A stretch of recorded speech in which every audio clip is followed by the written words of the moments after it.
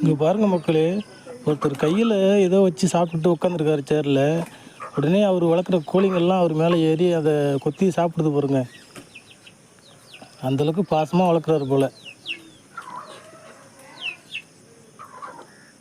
ஆனால் கோழி கையை கொத்தும்போது கையை வலிக்குமே, அங்கே பாருங்கள் தோல்லையும் ஏறிடுச்சு. அந்தளவுக்கு பாசமாக வளர்க்குறாரு போல இருக்குங்க.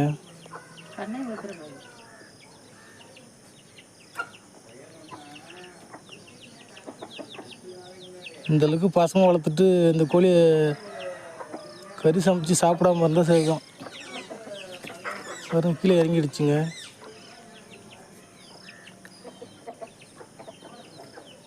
அங்கே பாருங்கள் கையை 2 தடவை சேரில் தட்டுறாரு, உடனே மேலே ஏறிச்சு பாருங்க. இந்த கோழி மேலே ஏறுறதுக்கு தான் சிக்னல் போல இருக்குங்க. வாவ், அடுத்து ஒரு கோழி ஏறுது. அடடா, நல்ல நல்ல முறையாக தான் கோழியை வளர்க்குறாரு போல இருக்குது.